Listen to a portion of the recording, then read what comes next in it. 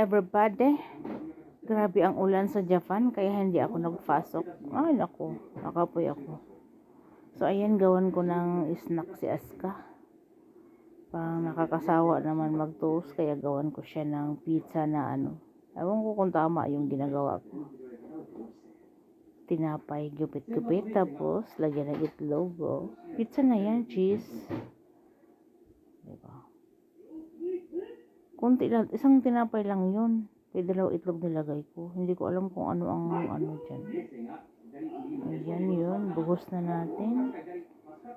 Buhos na natin yung itlog. Tapos haluin muna. Ang mabasa silang lahat. O diba? Snack, pauwi na si Aska eh. Pauwi na siya. Eh andito ako kaya pag nandito ako sa bahay tas wala pa si Aska, gawan ko agad talaga yan ng ma-snacks. Eh wala man akong ginagawa. Eh di while nag-antay ako sa kanya, gawa ko ng ano. Pagkain yan kahit ano, basta itlog, that's a lot may cheese, naku. Kahit anong klase na pagkain. Tas tinapay, may itlog, tas may cheese. Kulang ata itlog po dyan. Hindi ko alam.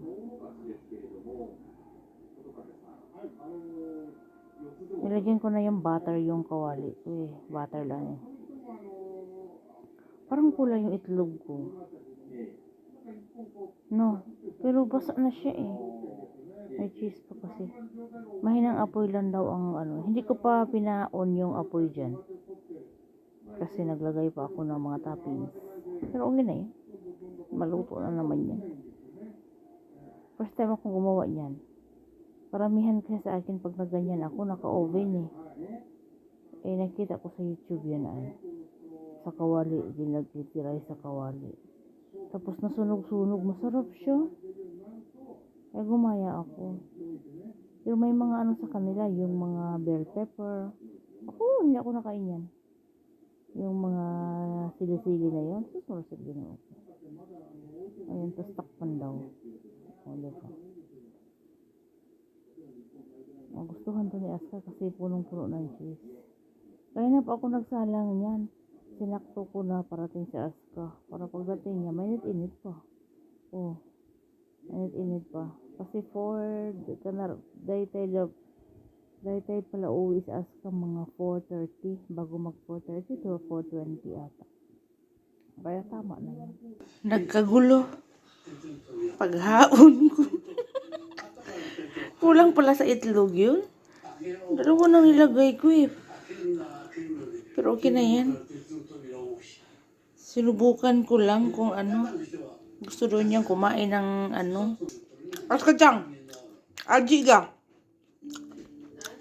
Sugoi oishii.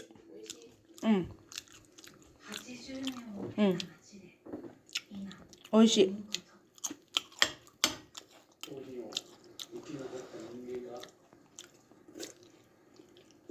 どう？おいしい？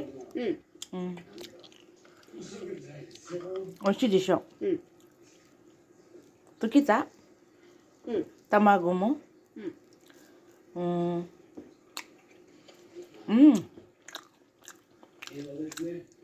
でもあまり好きじゃないあれ。